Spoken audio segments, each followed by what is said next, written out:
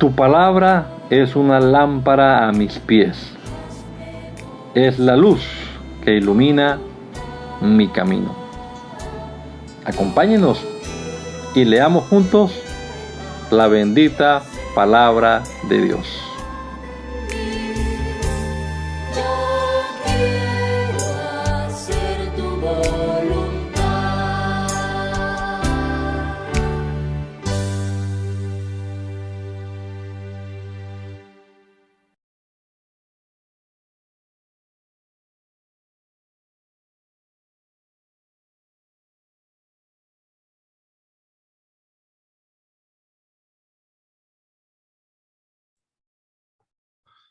Te damos gracias, Señor Jesucristo, en este nuevo día por la vida que nos regalas, por la salud que disfrutamos, Señor, y por permitirnos hoy comenzar una vez más nuestro día leyendo tu palabra, Señor.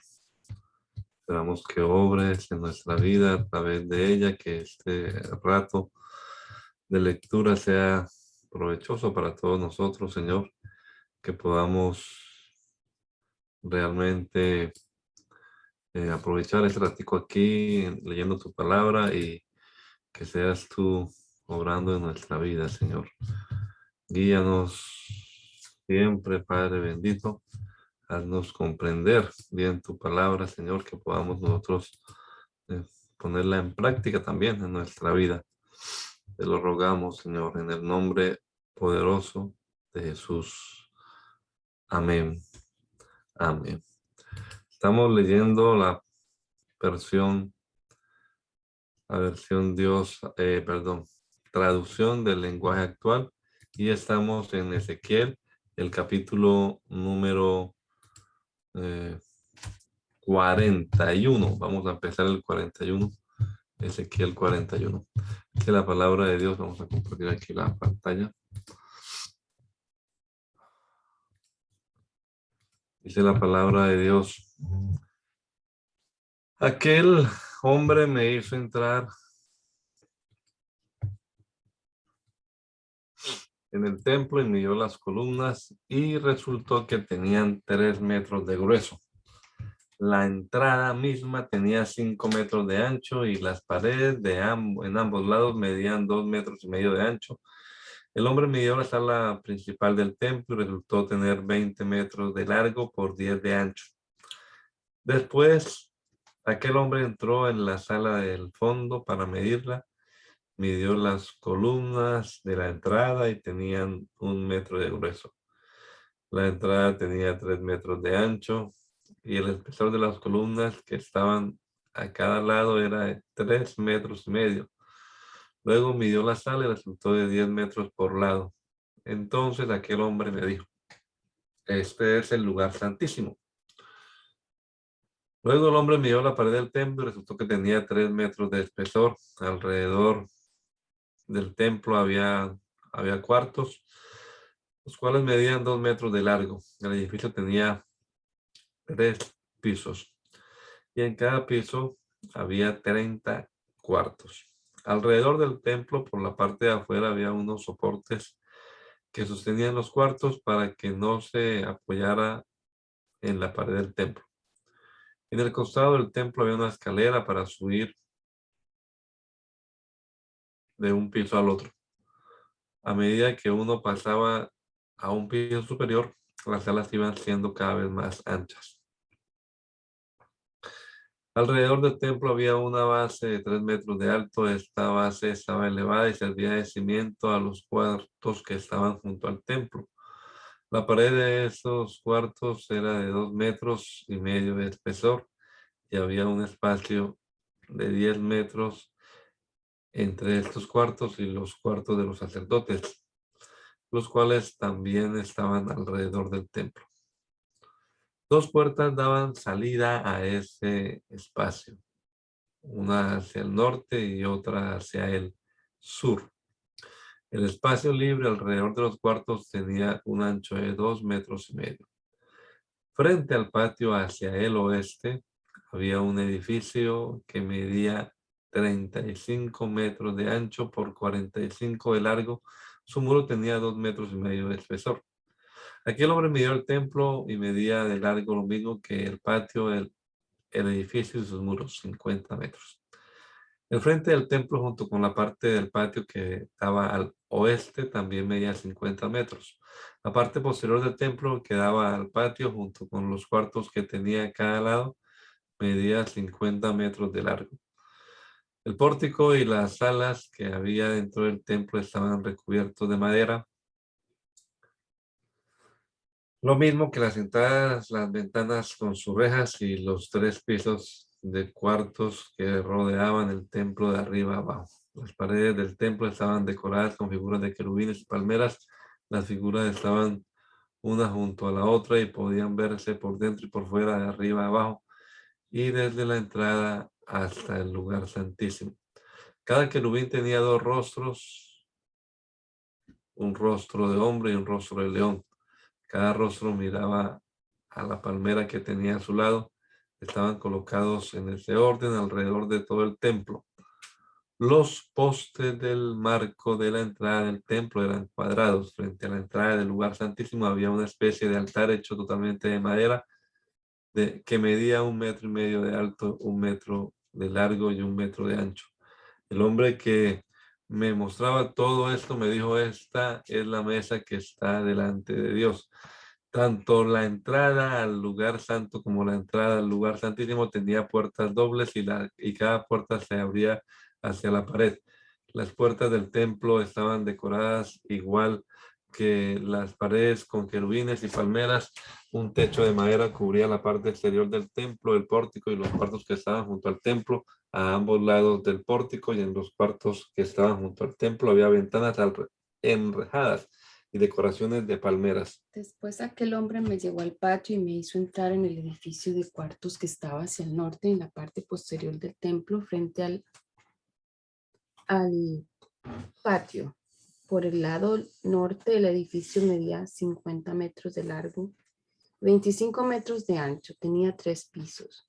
Por un lado daba al espacio abierto que medía 10 metros de ancho y por el otro daba al piso empedrado del patio exterior. Frente a los cuartos había un pasillo de 5 metros de ancho y 50 de largo. Las puertas de los cuartos daban al norte. Los cuartos del piso superior eran más pequeños que los del piso intermedio y estos eran menores que los de la planta baja, porque el piso de arriba no tenía columnas como el piso de abajo. Por eso se iban haciendo más angostos. Los cuartos que daban al patio medían todos juntos 25 metros de largo, lo mismo que el muro que tenían enfrente.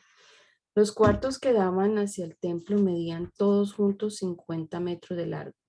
A la planta baja de esos cuartos se podía entrar solo por el lado este del patio. Por el lado sur había otro edificio de cuartos.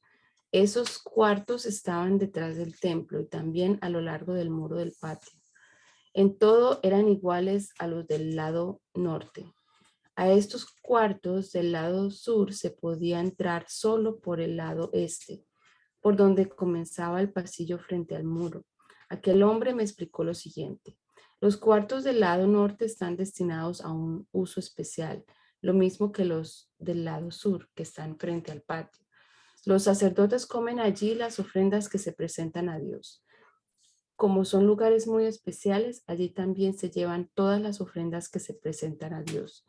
Cuando los sacerdotes salen de esos cuartos, después de haber cumplido con sus servicios, deben dejar allí sus vestiduras especiales de sacerdotes. No se les permite salir con esas vestiduras al patio donde está el pueblo, sino que tienen que cambiarse de ropa. En cuanto el hombre terminó de medir el templo, me sacó por la puerta que da al este y empezó a medir la muralla. Luego midió los 4 lados de la muralla y cada lado medía 250 metros de largo. Esta muralla servía para separar el templo del resto de la ciudad.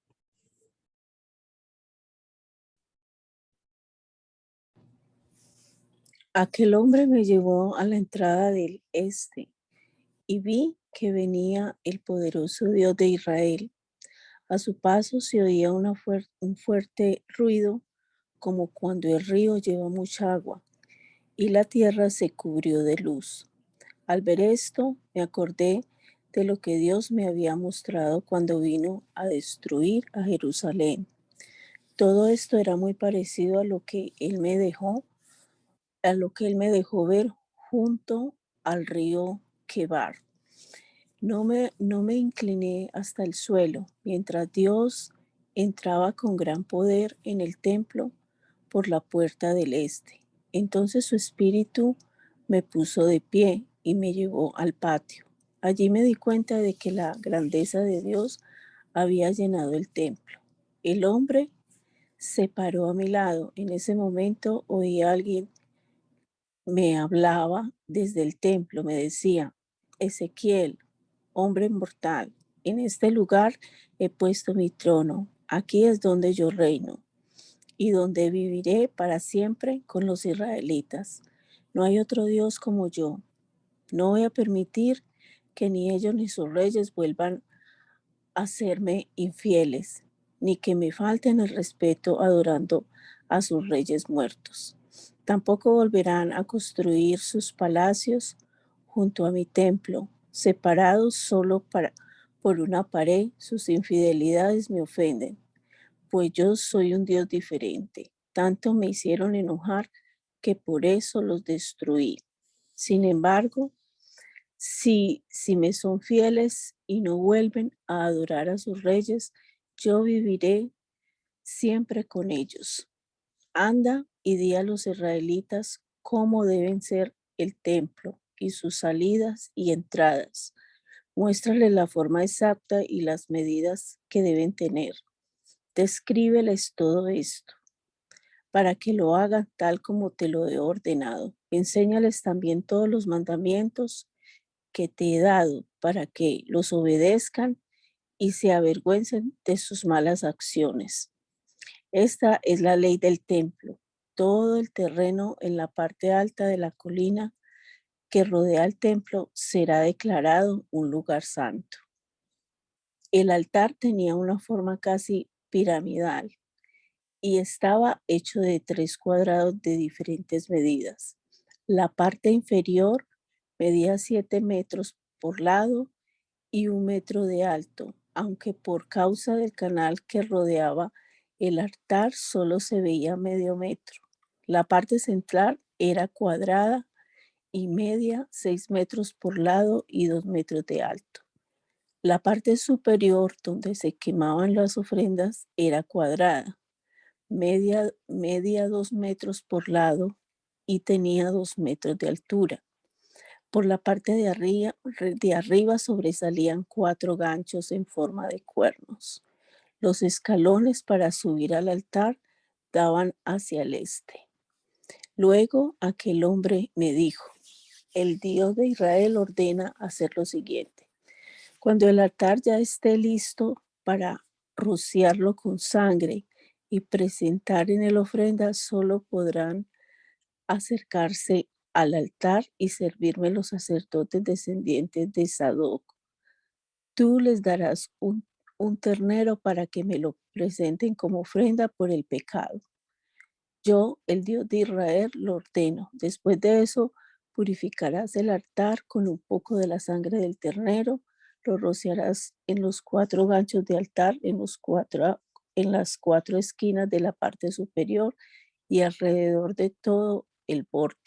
Luego tomarás el ternero que se ofreció por el pecado y lo quemarás afuera del templo, en el lugar señalado.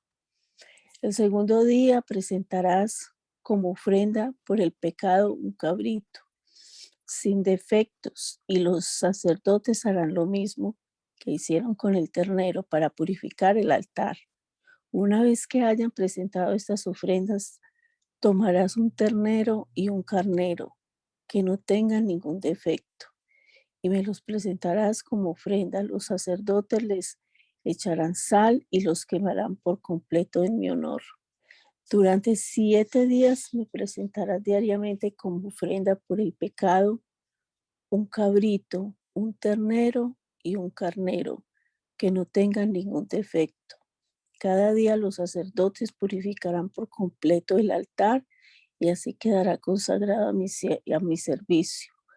A partir del 8º día, los sacerdotes podrán presentarme las ofrendas que ustedes lleven para quemarlas en mi honor y las ofrendas para pedirme salud y bienestar. Entonces yo los aceptaré a ustedes con mucho gusto. Yo, el Dios de Israel, lo afirmo. Más tarde aquel hombre me llevó a la puerta exterior del templo, la cual daba al este y estaba cerrada. Entonces Dios me dijo, esta puerta debe estar siempre cerrada. Nadie podrá abrirla ni entrar por ella porque por ella he pasado yo, el Dios de Israel.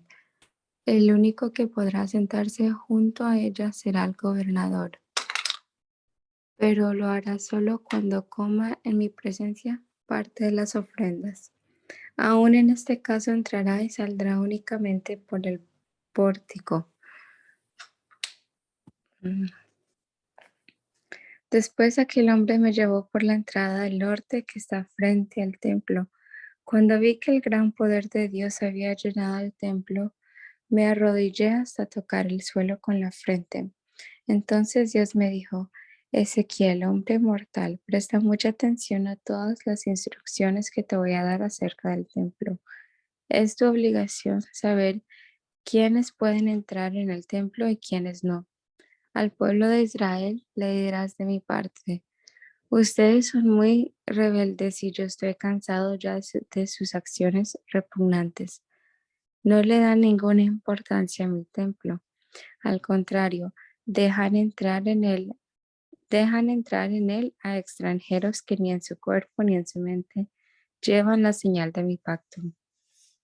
Dejan en manos de esa gente el culto en el templo, que es algo muy especial y que a ustedes les corresponde hacer. Además, ustedes me faltan el respeto, pues me presentan grasa y sangre como ofrenda.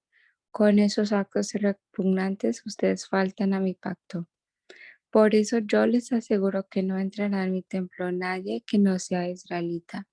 No entrará nadie que no lleve en su cuerpo y en su mente la señal de mi pacto, ni siquiera los extranjeros refugiados en el país.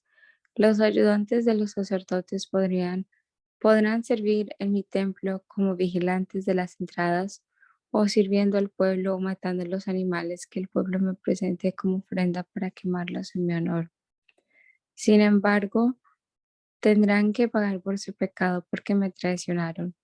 Cuando los israelitas se alejaron de mí para adorar a esos ídolos malolientes, ellos les sirvieron como sacerdotes. Les juro que así fue. Los ayudantes de los sacerdotes tendrán que sufrir las consecuencias de haber cometido acciones repugnantes. Estarán a cargo del cuidado del templo y de todo lo que se necesita para los servicios que se hacen en él, pero no podrán servirme como sacerdotes ni podrán acercarse a ninguno de los utensilios que se usen en el culto. A pesar de que los israelitas dejaron de obedecerme, los sacerdotes descendientes de Sadoc siguieron sirviéndome en el templo con fidelidad. Por eso, ellos sí podrán acercarse a mí y presentar ofrendas en mi honor. Les juro que así será. Solo ellos podrán entrar en mi templo y acercarse a mi altar y servirme.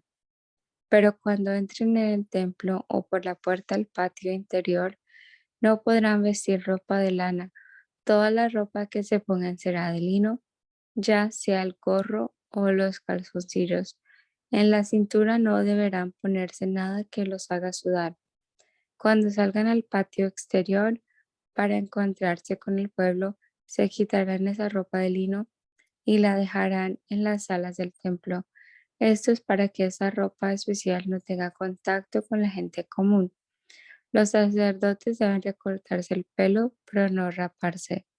Ningún sacerdote deberá tomar vino cuando vaya a entrar al patio interior. Ningún sacerdote debe casarse con una mujer viuda o divorciada. Solo podrá casarse con una israelita que nunca antes haya tenido relaciones sexuales o bien con la viuda de un sacerdote. Los sacerdotes deben enseñar a mi pueblo a distinguir entre lo divino y lo humano, y entre lo que es puro y lo que es impuro. Cuando haya pleitos deberán actuar como jueces, y las sentencias que dicten deben estar de acuerdo con mis enseñanzas. Además, deben obedecer todos los mandamientos que he dado acerca del sábado y las fiestas religiosas. No deben tocar un cadáver para no contaminarse, a menos que se trate de su padre, madre, hijo, hija, hermano o hermana soltera. En caso de que se contaminen, deberán purificarse y esperar 7 días. Y cuando regresen a hacer sus servicios al patio interior del templo, deberán, deben presentar una ofrenda por el pecado. Esta es una orden. Los sacerdotes no tendrán propiedades en Israel. Yo seré su única posesión y herencia. Ellos podrán comer de las ofrendas de cereales y de los animales que los israelitas me presentan. Todo lo que los israelitas aparten para mí será para ellos, y también serán para ellos los mejores primeros frutos de las cosechas y lo mejor de todas las ofrendas. El pueblo deberá darles también la mejor masa para su pan. Si lo hacen así, yo bendeciré sus hogares. Ningún sacerdote debe comer la carne de algún animal que sea encontrado muerto o que haya sido despedazado por las fieras.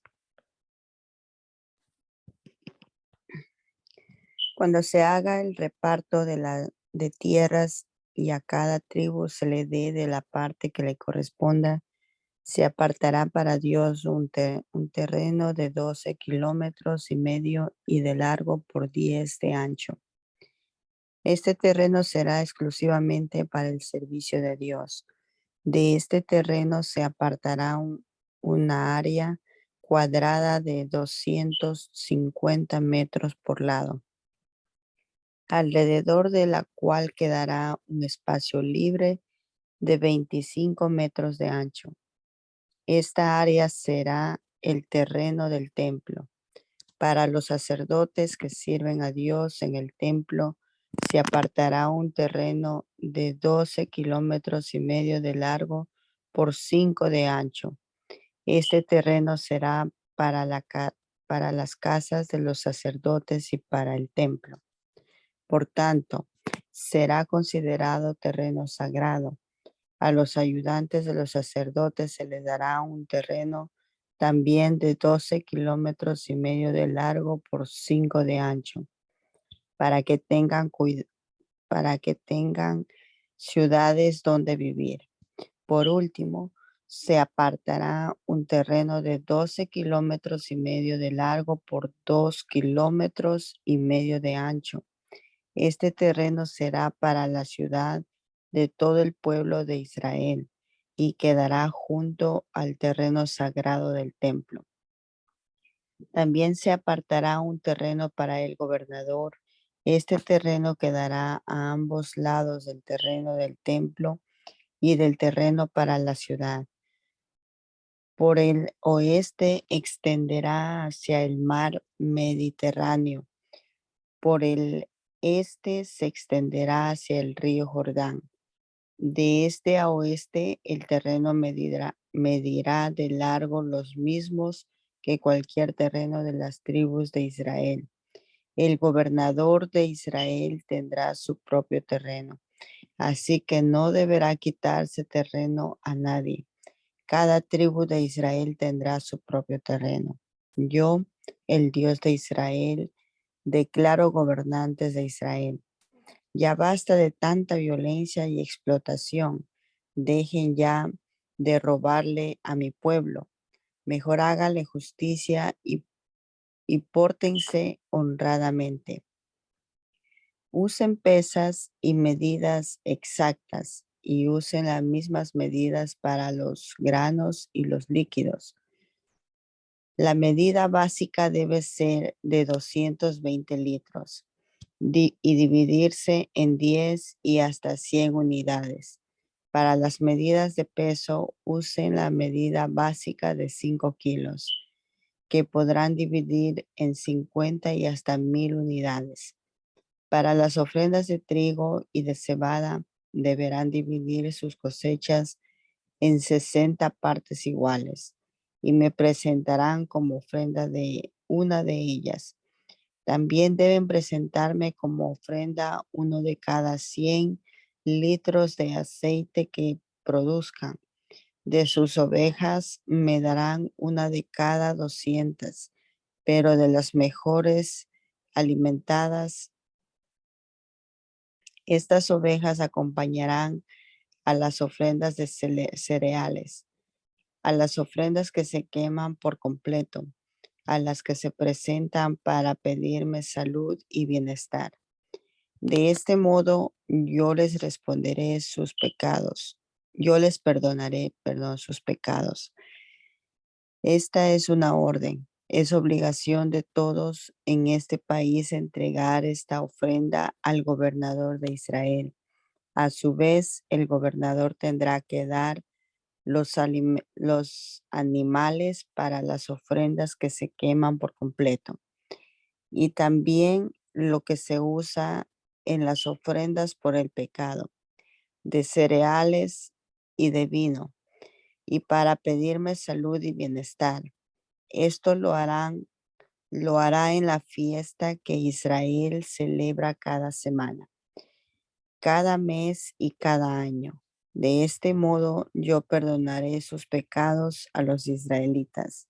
Yo, el Dios de Israel, ordeno el día primero del mes de Abib, ustedes me presentarán como ofrenda un terreno sin ningún defecto. Esta ofrenda será para limpiar el templo de cualquier pecado. La purificación se hará de la siguiente manera. El sacerdote untará la sangre del animal en los postes de las puertas del templo, en las 4 esquinas del altar y en los postes de las puertas del patio interior. Esto mismo volverá a hacerlo el día 7 del mes, en favor de quienes hayan cometido un pecado sin quererlo o sin darse cuenta de lo que hacían. La fiesta de la Pascua deberá celebrarse el día 14 de ese mes. Durante 7 días comerán pan sin levadura. Ese día el gobernador me presentará como ofrenda un ternero para perdón de sus propios pecados y de los de todo el pueblo. Además, en cada uno de los 7 días de la fiesta del gobernador me presentará como ofrenda 7 terneros y 7 carneros sin ningún defecto. Cada día me ofrecerá también un chivo para que yo le perdone sus pecados. Con cada ternero y cada carnero me presentarán como ofrenda 20 kilos de cereal y 3,5 litros de aceite. El día 15 del mes de Etanim se celebrará la fiesta de las enramadas. Durante los 7 días de fiesta, de la fiesta, el gobernador deberá presentarme las mismas ofrendas por el pecado, las mismas ofrendas que se queman en mi honor y las mismas ofrendas de cereales y de aceite. Durante los 6 días de trabajo, la puerta del lado este del patio interior estará cerrada. Solo se abrirá el sábado y el día en que haya luna nueva. Esta es una orden. El gobernador entrará al pórtico viniendo del patio exterior y se detendrá junto al marco de la entrada. Allí mismo en la entrada el gobernador se arrodillará hasta tocar el suelo con su frente para adorarme. Mientras tanto, los sacerdotes quemarán los animales en mi honor y presentarán las ofrendas para pedirme salud y bienestar. Luego saldrá el gobernador y la puerta permanecerá cerrada hasta el anochecer. Los sábados y los días de luna nueva, el pueblo en general me adorará frente a esa misma puerta. El gobernador, por su parte, deberá presentarme como ofrenda los siguientes animales. Cada sábado me ofrecerá 6 corderos y un carnero sin ningún defecto. Con cada carnero me ofrecerá 20 kilos de cereal, pero con los corderos me ofrecerá solamente lo que puedan dar. Con cada 20 kilos de cereal me ofrecerá 3,5 litros de aceite. Cada mes, en el día de luna nueva, me presentará un ternero, 6 corderos y un carnero sin ningún defecto. Con cada ternero y con cada carnero me ofrecerá 20 kilos de cereal. Con los corderos me ofrecerá lo que pueda dar. Con cada 20 kilos de cereal me ofrecerá también 3,5 litros de aceite. El gobernador entrará y saldrá por el pórtico de la entrada, pero durante las fiestas, cuando el pueblo entre a adorar a Dios, se hará lo siguiente. El que entre por la puerta norte saldrá por la puerta sur, y el que entre por la puerta sur saldrá por la puerta norte. Nadie podrá salir por la misma puerta que entró, siempre saldrá por la puerta opuesta. El gobernador deberá acompañar siempre al pueblo tanto cuando entre al templo como cuando salga. En cada una de las fiestas las ofrendas se presentarán de la siguiente manera. Con cada carnero y con cada terneros me ofrecerán 20 kilos de cereal, con los corderos me ofrecerán lo que puedan dar. Con cada 20 kilos de cereal me ofrecerán también 3,5 litros de aceite. Cuando el gobernador me presente una ofrenda voluntaria, ya sea para que se queme por completo o para pedirme salud y bienestar, se abrirá la puerta del este para que me ofrezca el animal como se hace los sábados. Una vez que me presente sus ofrendas y haya salido, volverá a cerrarse la puerta. Todas las mañanas, sin falta, deberán ofrecerme un cordero de 1 año sin ningún defecto para que sea quemado en mi honor. También deberán presentarme cada mañana una ofrenda de 6 kilos de cereal y 1 litro de aceite. El aceite deberá derramarse sobre la harina. Cuando el gobernador regale una porción de sus tierras a alguno de sus hijos, esa porción de terreno será la herencia de ese hijo. Esta es una orden. Pero si el gobernador regala una porción de su herencia a uno de los sirvientes, esa porción de terreno será del sirviente solo hasta el año de liberación. En ese año el sirviente devolverá el terreno al gobernador, pues se trata de la herencia de sus hijos. El gobernador no podrá adueñarse de la tierra que es del pueblo, ni podrá dársela a sus hijos como herencia. Si les quiere dar algo, debe dársela de lo que es de su propiedad. Así que no le podrán quitar a la gente de mi pueblo sus propiedades. Después de eso, el hombre me llevó por la entrada que había al lado de la puerta a ver los cuartos que había hacia el norte. Eran los cuartos que solamente podían usar los sacerdotes. Allí me mostró la parte posterior del edificio que daba hacia el oeste. Entonces me dijo, aquí es donde los sacerdotes deben hervir la carne de los animales que me ofrecen para el perdón de sus pecados. Aquí también deben cocinarse las ofrendas de cereales. De este modo no hará falta sacar la comida al patio exterior donde la gente podría tocar estos alimentos especiales. Luego ese hombre me llevó a recorrer los cuartos, las 4 esquinas del patio exterior. En cada esquina había un patio pequeño y cada patio medía 20 metros de largo por 15 de ancho. Todos ellos estaban rodeados por un muro de piedra y por toda la parte baja del muro había fogones. Entonces ese hombre me dijo que estas eran las cocinas y que allí era donde los que sirven en el templo debían cocinar las ofrendas del pueblo. Aquel hombre me llevó de nuevo a la entrada del templo. Allí me di cuenta de que por debajo de la entrada salía agua. Esa agua venía del sur y luego de pasar por el costado derecho del templo corría hacia el este, que era hacia donde estaba hasta donde estaba orientado el templo. Luego aquel hombre me hizo salir por la puerta norte y rodeando el templo por la parte de afuera me llevó hasta la entrada del este. Allí pude ver que también por el lado sur brotaba agua. El hombre se dirigió hacia el este, tomó una cuerda y midió 500 metros. Luego me ordenó cruzar la corriente. El agua me llegaba a los tobillos. Enseguida midió otros 500 metros y nuevamente me ordenó cruzar la corriente. Ahora el agua me llegaba a las rodillas. El hombre midió otros 500 metros y otra vez me hizo cruzar la corriente. Para entonces el agua me llegaba a la cintura. Midió 500 metros más y la corriente era ya un río muy hondo que no pude cruzar a pie. La única manera de cruzarlo era nadando. Entonces el hombre me preguntó, ¿te fijaste bien en todo esto? Cuando regresamos a la orilla del río, vi que en las dos orillas habían muchos árboles. Entonces el hombre me dijo, estas aguas corren hacia el este y al llegar al desierto desembocan en el mar muerto. Allí el agua salada se vuelve dulce. Desde En-Gadi hasta en Eglaim y por donde quiera que pasen estas aguas, habrá muchísimos peces. También habrá pescadores que pondrán a secar sus redes. Habrá tantos peces y de tantas clases como en el mar Mediterráneo. Todo lo que se mueva en esas aguas vivirá, porque ellas harán que el agua amarga se vuelva dulce. Solo seguirán siendo salados los charcos y los pantanos que no servirán más que para sacar sal.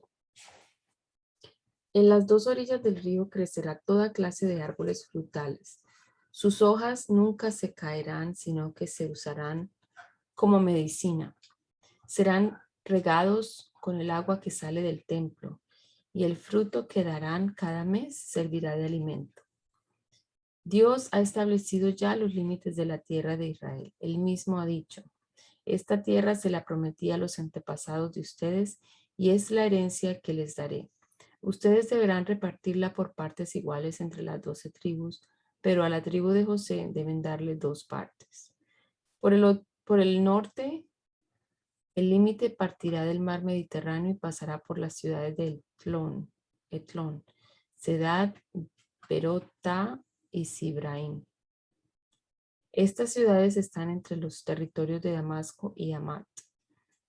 De allí seguirán hasta Hazar Aticón o Hazar Enán, que limita con Aurán. Por el este, el límite lo marcará el río Jordán. Partirá del punto que está entre Aurán y Damasco y se extenderá por toda la frontera que divide a Israel de Galaad hasta la ciudad de Tamar, que está junto al Mar Muerto. Por el sur, el límite partirá de Tamar y se extenderá hasta el oasis de Meribá Cades, en dirección al arroyo de Egipto, hasta llegar al Mediterráneo. Por el oeste, el límite será el mar Mediterráneo, desde la frontera con Egipto hasta la costa que está frente a la entrada de Hamat. Esta tierra es su herencia y deberán repartirla por sorteo entre las 12 tribus de Israel. En el reparto deben incluir a los extranjeros refugiados y también a los hijos que ellos tengan mientras vivan entre ustedes. Sus hijos tendrán el mismo derecho que los israelitas por nacimiento. El territorio que les den lo tomarán de la tribu donde estén viviendo. Esta es una orden de Dios. Esta es la lista de las tribus de Israel. La tierra se repartirá entre ellas de norte a sur, comenzando por la frontera norte. Esta frontera va desde el Mediterráneo hasta la parte sur de Damasco y Hamat pasando por Etlón. La entrada de Hamat y Hazar Enán, cada tribu recibirá su propio territorio, partiendo de este a oeste. El orden de la distribución será el siguiente: Dan, Aser, Neftalí, Manasés, Efraín, Rubén y Judá. Dios también dijo, en la parte sur de Judá y también de este a oeste, se apartará un territorio de 12 kilómetros y medio de ancho y del mismo largo que los otros territorios. También se apartará un terreno para mí de 12 kilómetros y medio de largo por 10 de ancho. En ese terreno estará mi templo. Por el norte y por el sur medirá 12 kilómetros y medio y por el este y el oeste 10 kilómetros. Este terreno será para mí y lo ocuparán únicamente los sacerdotes descendientes de Sadoc. Esos sacerdotes siempre han estado a mi servicio y nunca lo abandonaron, como lo hicieron los de la tribu de Leví. y las demás tribus israelitas.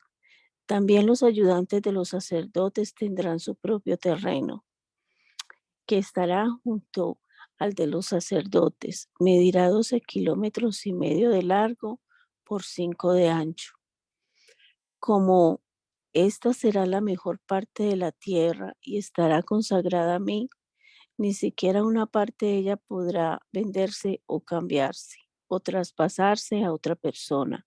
La parte restante de 12,5 kilómetros de largo por 2,5 de ancho sí podrá usarse para que la gente viva allí y también para que el ganado se alimente con sus pastos, pues no es un terreno consagrado a mí. En medio del terreno estará la ciudad. Será de forma cuadrada y medirá 2,250 metros por lado. Los campos de pastos para los animales medirán 125 metros de ancho y rodearán por completo la ciudad.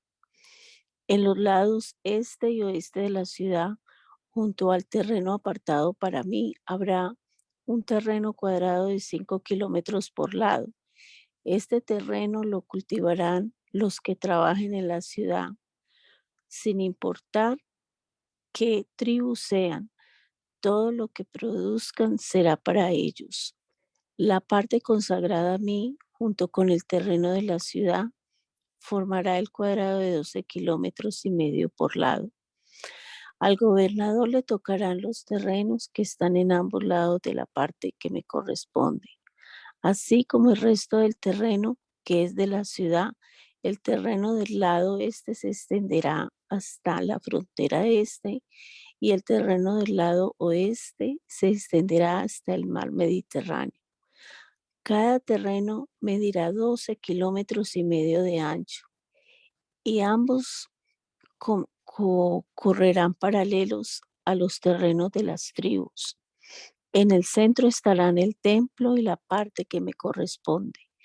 Los terrenos de los ayudantes de los sacerdotes y los de la ciudad quedarán en medio del terreno del gobernador, entre los territorios de Judá y de Benjamín. Las otras tribus recibirán también su propio terreno. El orden será el siguiente, partiendo de norte a sur y de este a oeste: Benjamín, Simeón, Isaacar, Zabulón y Gad. Al sur del territorio de Gad, la frontera irá de este a oeste, partiendo de Tamar y hasta llegar al mar Mediterráneo, pasando por el oasis de Meribá, Cades y el arroyo de Egipto. Así es como deberá sortearse y repartirse la tierra, que es la herencia en las tribus de Israel. Yo soy el Dios de Israel. La ciudad será de forma cuadrada y tendrá 2,250 metros por lado.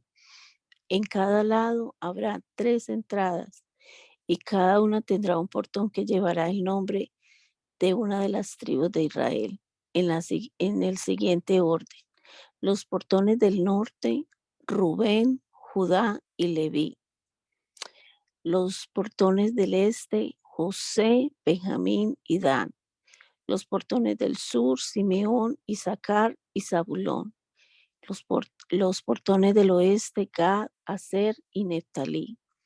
La muralla que rodeará la ciudad será de 9,000 metros. A partir de ese día la ciudad se llamará Casa de Dios. Daniel. El rey Nabucodonosor de Babilonia llegó a la ciudad de Jerusalén para conquistarla con su ejército, y Dios le permitió tomar prisioneros al rey Joacim y a muchos israelitas y llevárselos a Babilonia. Dios también le permitió llevarse muchos de los utensilios que se usaban en el templo de Jerusalén. Nabucodonosor se los llevó y los juntó con los tesoros que había en el templo de sus dioses. Cuando esto sucedió, Joacim llevaba 3 años de reinar en Judá. El rey Nabucodonosor quería tener a su servicio gente joven y bien parecida, que no tuviera ningún defecto. Además, deberían saber de todo. Por eso ordenó que de entre los prisioneros israelitas le llevaran los jóvenes más inteligentes y de las mejores familias. Durante 3 años esos jóvenes comerían y beberían lo mismo que el rey. Mientras tanto estudiarían y comerían y beberían lo mismo que el rey. No. Y aprenderían el idioma y la cultura de los babilonios. Pasado ese tiempo ellos entrarían a servir en el palacio del rey. Aspenaz, jefe de los que servían en el palacio, se encargaría de cumplir las órdenes del rey. Entre los que fueron llevados al palacio del rey estaban 4 jóvenes de la tribu de Judá. Se llamaban Daniel, Ananías, Misael y Azarías. Pero el jefe de los sirvientes del palacio les cambió el nombre. A Daniel le puso Belsasar, a Ananías le puso Sadrach, a Misael le puso Mesac y a Azarías le puso Abednego. Daniel decidió no comer ni beber lo mismo que el rey, porque para él eso era un pecado. Por eso le pidió a Espenaz que no los obligara a pecar ni a él ni a sus amigos comiendo sus alimentos. Y aunque Dios había hecho que Daniel le cayera bien a Aspenaz, de todos modos Aspenaz le dijo, el rey ya decidió lo que ustedes deben comer y beber, y yo le tengo miedo.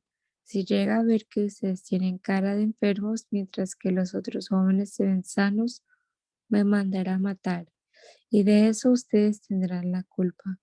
Entonces Daniel fue a hablar con quien estaba encargado de cuidar de él y de sus amigos y le dijo, nosotros somos sus humildes servidores. Yo le ruego a usted que haga con nosotros una prueba de 10 días. Durante este tiempo, denos usted de comer solamente verduras y de beber solamente agua. Pasados los 10 días, compare usted nuestra cara con la de los jóvenes que comen lo que come el rey. Entonces podrá usted hacer con nosotros lo que le parezca mejor. El encargado de cuidarlos aceptó hacer lo que Daniel le propuso, y 10 días después Daniel y sus amigos se veían más sanos y fuertes que los jóvenes que comían lo mismo que el rey. Entonces el encargado de ellos dejó de darles el vino y la comida que estaban obligados a beber y comer, y en vez de eso les daba a comer verduras. Estos 4 jóvenes recibieron de Dios mucha inteligencia y sabiduría para entender toda clase de libros y de ciencias. Además, Daniel podía entender el significado de los sueños y las visiones. Cuando se cumplió el plazo que el rey había puesto, Aspenaz llevó a los jóvenes ante el rey Nabucodonosor. El rey conversó con todos los jóvenes, pero no encontró entre todos ellos uno solo tan inteligente como Daniel y sus amigos Ananías, Misael y Azarías.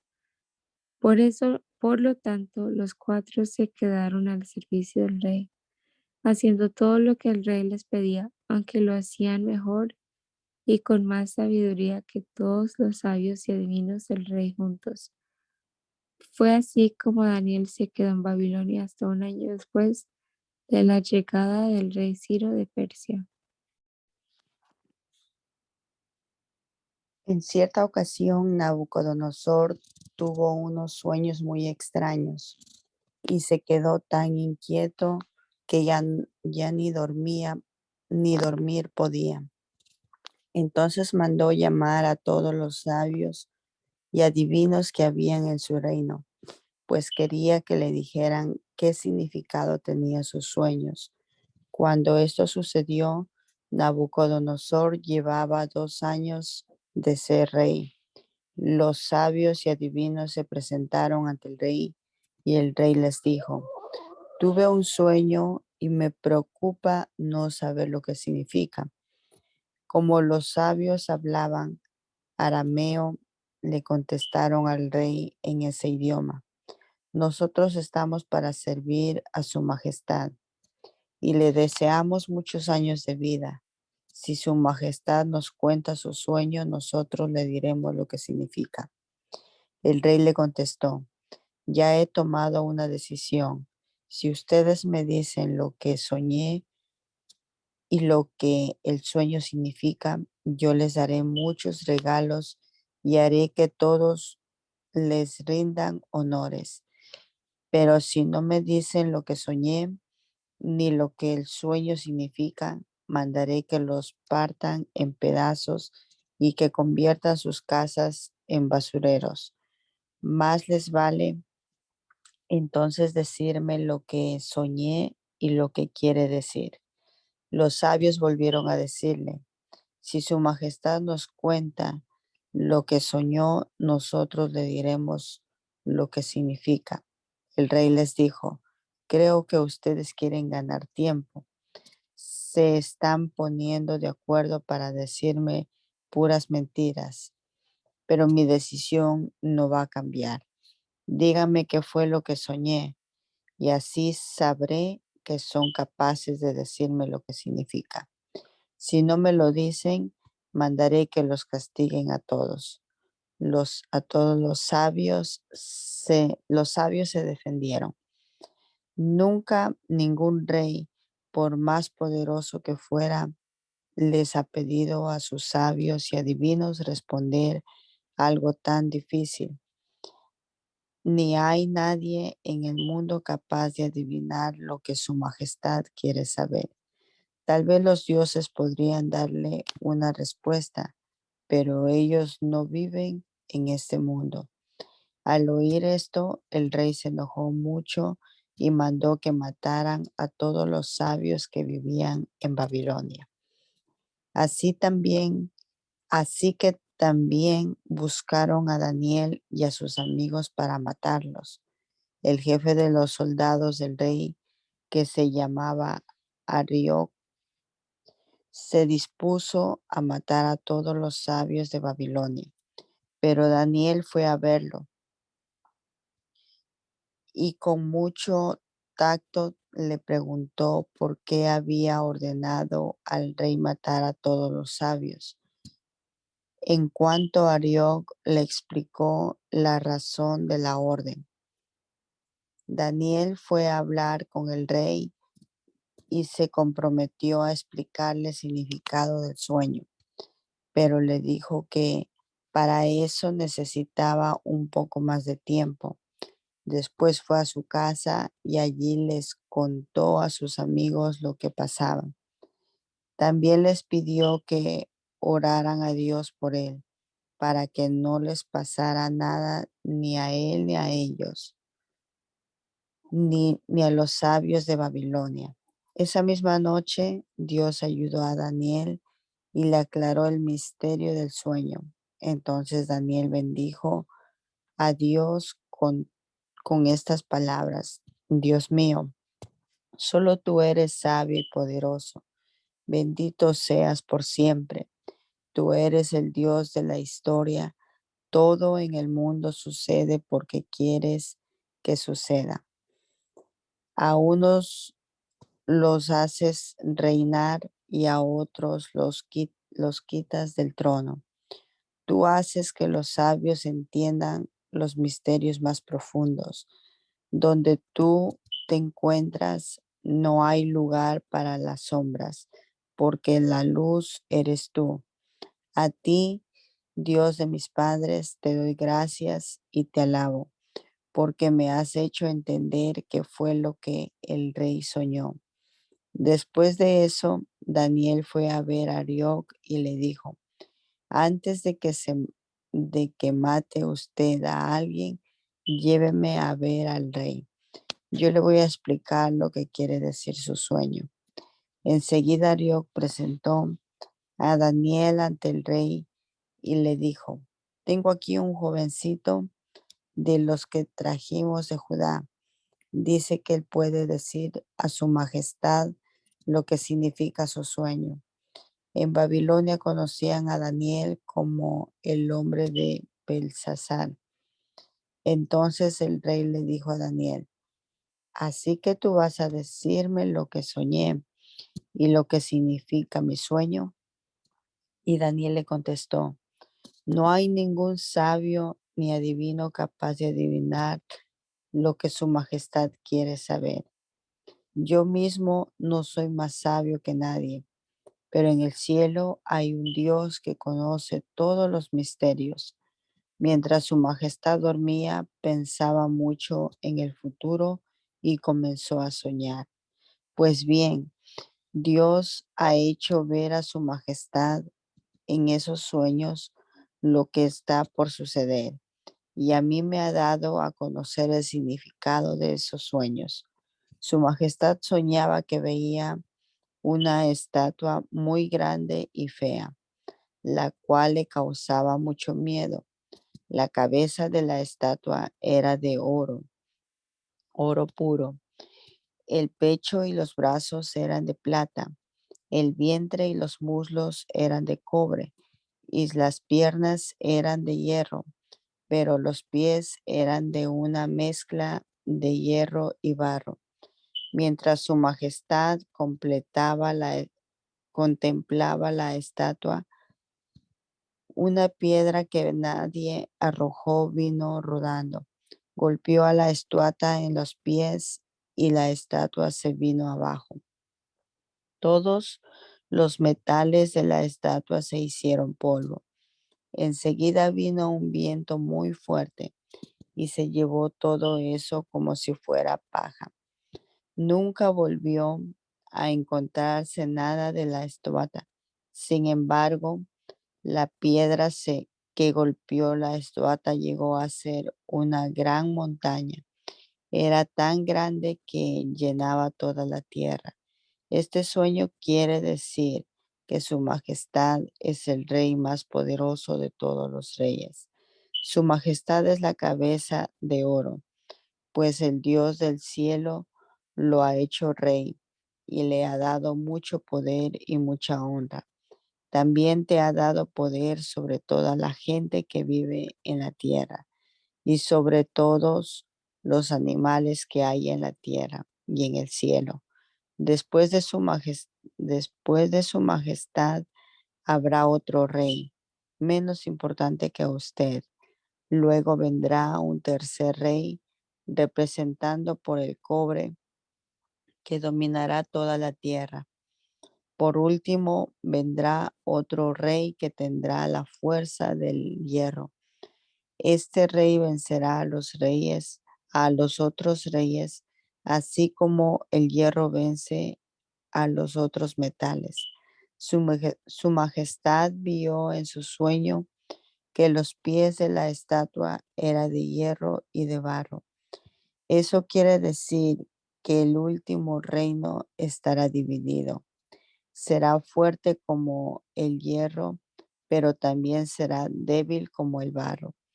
La mezcla de hierro y barro en sus pies quiere decir que este reino tratará de mantenerse unido. Para eso habrá matrimonios entre las familias de diferentes reinos, pero así como no es posible unir el hierro con el barro, tampoco será posible que ese reino se mantenga unido. Sin embargo, en esos días el Dios del cielo enviará a un rey que reinará para siempre y al que nadie podrá vencer. Al contrario, será él quien destruya a los otros reinos. Eso es lo que significa la piedra que nadie arrojó, que destruyó la estatua. Su majestad, esto es lo que el gran Dios quiere que usted sepa acerca del futuro. Tanto el sueño como su significado son verdad, y todo pasará como se lo he dicho. Cuando el rey Nabucodonosor oyó esto, se arrojó al suelo con la intención de adorar a Daniel. Además, ordenó que le presentaran a Daniel ofrendas, como si Daniel fuera Dios. Luego le dijo a Daniel: no hay duda Tu Dios es el Dios de todos los dioses, es el Rey de todos los reyes. Él lo sabe todo, y por eso tú pudiste explicarme este sueño tan misterioso. Enseguida el rey le dio muchos regalos costosos y además lo nombró gobernador de toda Babilonia y jefe de todos los sabios. Entonces Daniel le pidió al rey que pusiera a sus amigos en puestos de mucha importancia. Y así Sadrach, Mesach y Abednego llegaron a ser administradores en Babilonia. Daniel, por su parte, se quedó en la corte del rey. Te damos gracias, Señor Jesucristo, por este rato que pudimos pasar aquí, juntos frente a tu palabra, leyendo a estos profetas, Ezequiel, Daniel, y procurando sacar estos principios que deben regir nuestra vida de acuerdo a tu soberana voluntad, Señor. Esperamos que sigas obrando en cada uno de nosotros, que tu presencia se manifieste en nuestra vida, Señor, que seas tú guardándonos en este día, sanando los cuerpos enfermos, glorificándote, Padre amado, en cada una de nuestras debilidades. Ponemos todos nuestros quehaceres de este día en tus manos, Señor, y esperamos poder vivir estas horas para tu honra y para tu gloria. Lo rogamos, Dios, en el nombre poderoso de Jesús. Amén. Amén.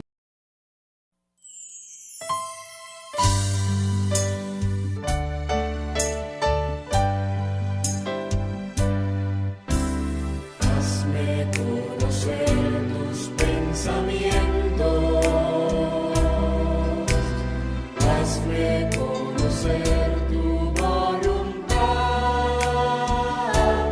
Yo quiero comprenderla y hacerla realidad en mí. Yo quiero hacer tu voluntad.